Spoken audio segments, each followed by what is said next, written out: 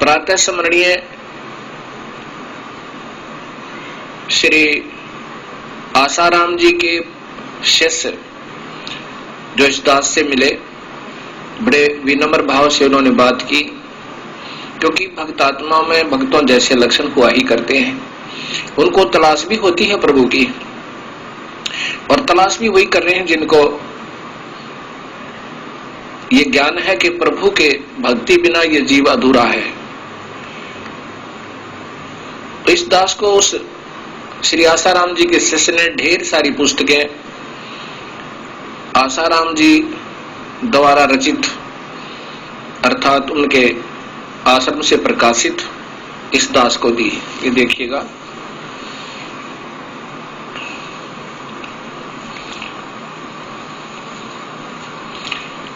इसमें ऋषि प्रसाद ये आदि काफी पुस्तकें, ये नाना प्रकार से उन्होंने रची हैं। उनमें से गीता जी भी उनके द्वारा करकमलों द्वारा बनाई गई। ये बहुत सी पुस्तकें हैं। इनमें से एक ही पुस्तक को ध्यान से देखा। सर्वप्रथम ये पुस्तक ध्यान से पढ़ा, देखा, ऋषि प्रसाद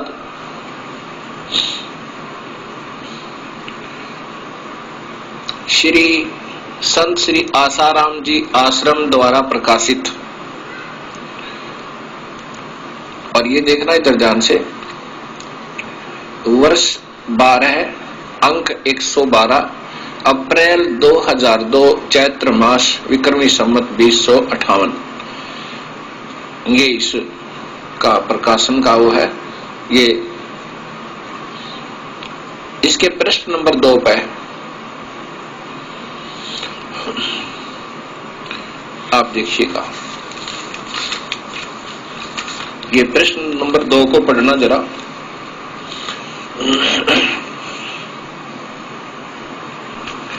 ये प्रश्न नंबर 2 पे तत्व दर्शन नाम से ये हेडिंग है।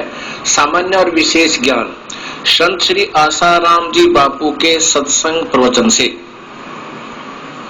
ये उनके प्रवचनों से है। यहां देखकर इधर देखिएगा। लगता है कोई कहता है कि परमात्मा मरने के बाद मिलेंगे, बैकुंठ में जाएंगे तब मिलेंगे।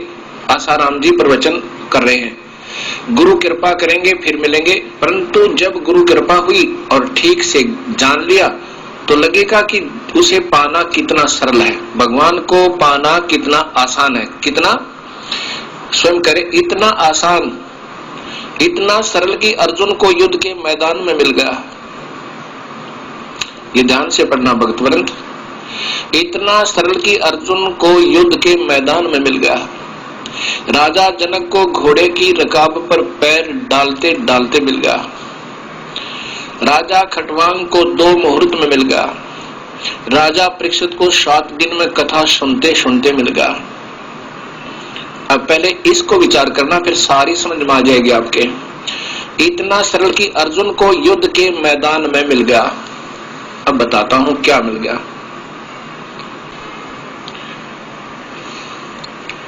एक तरफ तो आसाराम जी भगवान श्री कृष्ण को सर्वस्वा वासुदेव, वासुदेव का अर्थ होता सर्वव्यापक,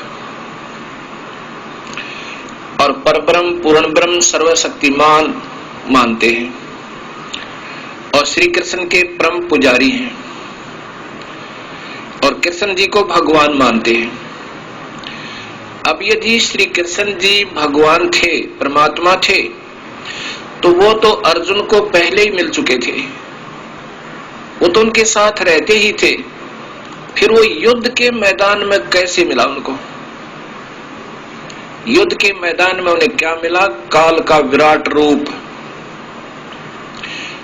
अब इससे सिद्ध होता है कि वो उनके प्रवचनों से कि वो श्री कृष्ण को भगवान नहीं मानते। आप ही विचार करना, हो सका इस दास को कोई भूल लग जावे।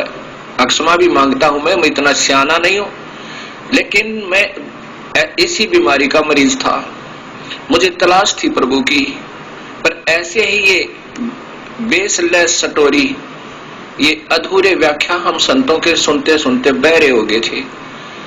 अब ये नहीं पता ये कहना क्या चाहते हैं, समाज को देना क्या चाहते हैं, ये नहीं। मैंने सभी का पढ़ा है, मुरारी बापू जी, आजकल श्री सुधांशु जी, बाल योगेश्वर जी, राधा स्वामी, धन धन सतगुरु, अब इन सबको देखा इस दास ने, तब तंग आ गया। तब प्रार्थना करी, दाता आप ही रजा करो, आप कैसे हो, आप कौन हो, हम तो थक लिए। तब कृपा हुई, गुरुदेव का मिलन हुआ, फिर ये अंधेरा हटा।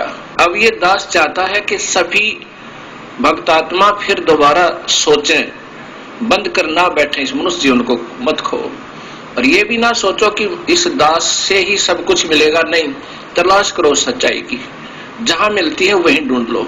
अभी तक जितने भी संतों के ज्ञान प्रवचन आज तक हमने सुने और आपने भी सुने, इनमें वो सच्चाई नाम मात्र भी नहीं है।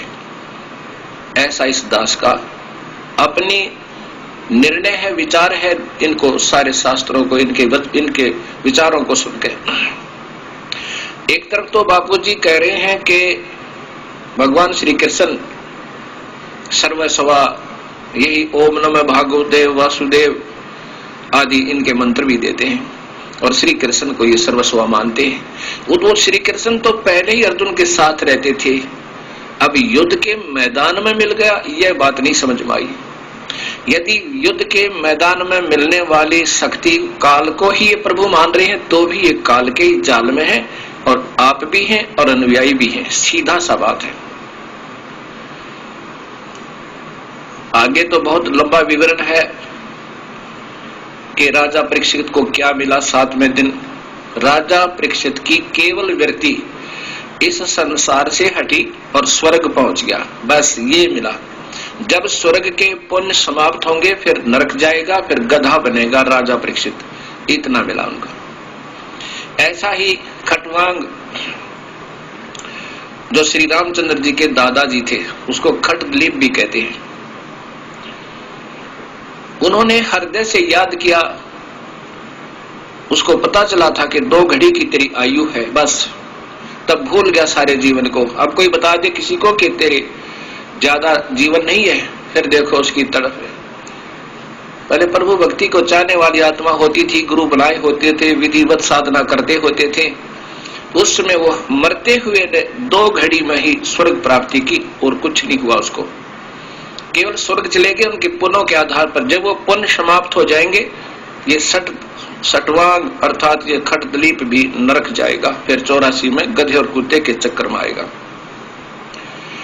राजा जनक को घोड़े की रकाब पर अगर भगवान मिल जाता तो फिर राजा जनक ही नानक जी के रूप में दोबारा जन्म नहीं लेते। श्री गुरु नानक देव जी वही राजा जनक के अवतार हैं वे, और फिर कबीर परमेश्वर से मिले तो उनका छुटकारा हुआ, मुक्ति हुई।